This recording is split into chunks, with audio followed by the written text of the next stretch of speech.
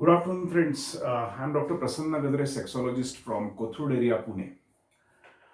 Today, I was talking with one of the very famous druggist and pharmacist in our area, who really does ethical practice, and he doesn't prescribe any medicine to any person without doctor's prescription. So I asked him directly something like a market survey that how many males come to you asking for drugs which would increase the erection of penis, okay, for tight, strong ram horn penile erections. And he said that on an average, one or two males people come to him every day without any doctor's prescription and demand for the drugs which will cause more increase in erection of the penis while having sex. So that comes to almost 30 to 60 per month, and out of those people, 60% are individuals who are 40 plus, and 40% are youngsters. Now, the question is why people are going to a druggist without any doctor's prescription, without going to a sexologist and demanding for such drugs, isn't it? So I analyzed, I contemplated for 27 years of practice. I had seen certain patients, and thanks a lot that I, in the history, I'd asked them. I usually ask them why they are doing what they are doing and why they are coming to me. What is the purpose of getting counsel, and whatever they are doing in their sexual life, why they are doing so. So I have found 5 or 6 reasons. First reason is that people see, we are living in the age of, after the 1990, in the age of postmodernism, liberalism, and individualism. Okay, so this is an era of I, me, myself. Okay, myself and myself. Okay, my selfies, DPs, my photos which I post on FB and Instagram, on this and that group, and on WhatsApp, and so on and so forth. And I have a self talk that I can do anything. It's an individualism. मेरा हक है, मैं कुछ भी कर सकता हूँ. तो all this कुछ भी कर सकता हूँ, which is applicable to personal and social life, is also applicable to sexual life. After the 1990, you can see that so many what I can say, flavors of ice cream are available. So many cars of different makes are available. So many brands of so many materialistic things and consumer products are available. And so also so many sexual partners are now available. So many degrees of education are available. That availability of choice of multiple alternatives is there in each and every field. So then why should not I execute that? So I can have even more, the more freedom, more number of partners, more sex, and I have a right to use penile enhancement medicines, okay, either of the length, which actually never exist. Okay, so marketing लोगों को उल्लू बनाता है in one way. Of course, not the pharmacist with whom I spoke, because he is very ethical, and they ask for erection enhancement or erection assisting drugs. Okay. Second reason is that, see, initially before 1990, the age of sexual awakening, where a girl used to get her MC, and growth of her nipples and breast, which we call as a thelarche. The initial one of MC is called menarche. Then growth of hair on pubic area in boys and girls, which we call as pubarche, and the nocturnal spontaneous emission or ejaculation of semen, which we call as a spermarche, between the age 8 to 12. And the average age for getting married for women from a completely rural area to urban area was something around 14 to 21, average 18. So now what used to happen, that by the age of 12, 13, 14, the teenager or a youngster was sexually awakened, and a partner was immediately available to her or him, and the sexual needs were satisfied. Now what has happened, that all this sexual awakening or sexual birth of a person, that is appearance of MC and nocturnal spontaneous emissions and pubic hair growth and breast, happens at the age of 8, 9 or 10. and what and the age of getting married is on an average 29 to 32. So now what has happened right from the age, see, at the age of 9 there is sexual awakening, and at the age of 29 there is an average age of marriage, so there is a hiatus or a void of 20 years. So youngsters come to me asking and saying that, see doctor साहब, ये 20 बरस में हमारा जो libido है, sexual desire है, sexual hunger, sexual thirst, उसका हम क्या करें? अंदर से तो ये वासना तो आना ये बहुत नेचुरल है ना, and we are not having official partner now because we are not getting married early. So it's really a valid and rational question. So that is a reason number 2. Now other reasons are the myths. The first myth is that unfortunately what has happened is that males equate their self-esteem, their strength, their endurance, their power, then their virility, chauvinism and chivalry with the length of their penis. Okay जितना ज्यादा penis है उतना उनकी power ज्यादा है. ये myth है, ये सच्चाई नहीं है.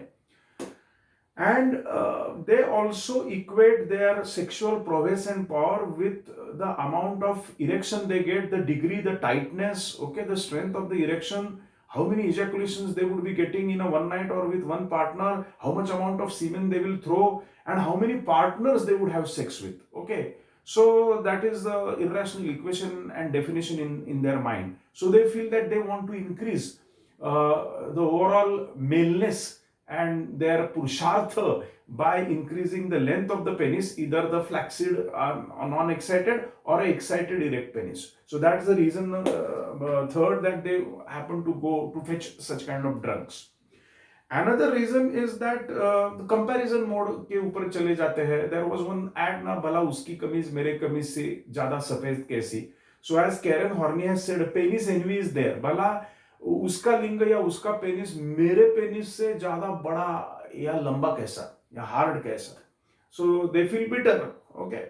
And fourth reason. Fifth is that they feel that I am a sex warrior with a weapon of penis, but the regards that penis is that the deep down I penetrate. If I have a long penis, then I can penetrate deep down. The deep down I can penetrate the Mariana Trench of the vaginas in the Pacific Ocean of the sex. The more amount of gems and ornaments and jewels of pleasures, the ratnas, okay, Navratnas या 14 ratnas of pleasure is what I can derive for me and my partner. Okay.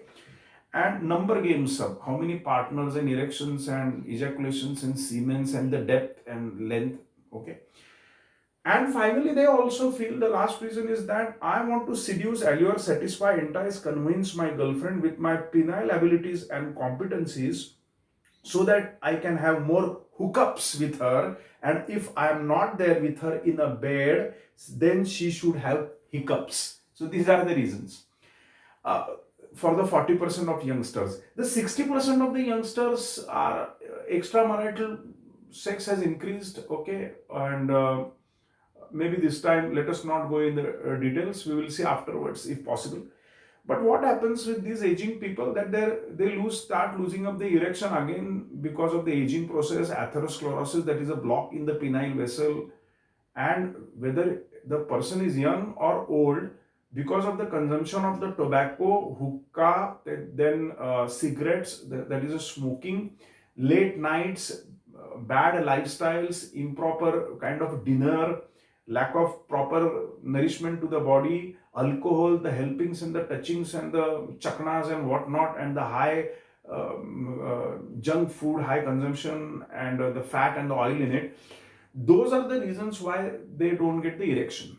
Now see, and of course blood pressure and diabetes. So now see if that when a person comes loaded with all these social myths and belief systems and all the diseases which are and the vices which I have told you, then there are three things. First is that he, because of the myth, he is not getting the erectile, okay, he is not getting proper erection, okay. And of course, stress and performance anxiety in general can also cause that. So he is not getting it and he is not treating the original cause. Okay, number one. If he is treating the original cause, then friends, there are certain antihypertensive, that the blood pressure acting drugs, which also work on the blood system, circulatory system, and heart system, which can dangerously combine with the erectile enhancing drug and can cause morbid and a fatal and a mortal effects. Okay. Um, Mortality would be increased, things from sweating and palpitation, and they get shots in their eyes and the brains, and even they can have death because of the cardiac malfunctioning and cerebrovascular event. So that is really, really dangerous, isn't it? And they get victimized and they are not treating their original problem, isn't it? So friends, I will like to tell you that, if the first thing is that, please remove the myth from your mind. Okay. Then if you are having really a problem, then go to a sexologist and physician and get the problem sorted out, get the diagnosis, why this is being there. Please get it treated properly. Go to a sex therapist, go to a sex counselor, and treat the problem, and see to it that you don't go on antihypertensive drugs, okay, by lifestyle management. And if you are going okay with an antihypertensive drug, where you are already taking, then ask your doctor that should you take erectile enhancement drug. So please do that. I can understand that you want to live your life, okay, with the erect penis. मराठीमध्ये म्हटलं जातं ना की ताठ मानेने, ताठ कॉलरने आणि ताठ शिस्नाने जगावं. जरूर जगा, पण जरा जपून हो, या गोष्टीची काळजी घ्या ना. Please love and respect your heart, brain and penis. Else what will happen is that, if you on your own go to the druggist to fix your erection ambitions and erection problems, then you would be really, really in a fix. So the moral of the story is that, please do not go to a pharmacist without a doctor prescription and abuse your own body, and abuse your penis and the sexual system, and abuse the drug. Okay. Take care. Wish you a very happy, a healthy, a long sexual life with a long, long, long penis. Okay. So that, as regards you, maybe after a few years in the future, your grandsons and great grandsons should tell, long, long ago, I had a great grandparent or a grandfather, okay, or a grandfather or a great grandfather, who had a very long, long, long penis without taking any drugs. Enjoy.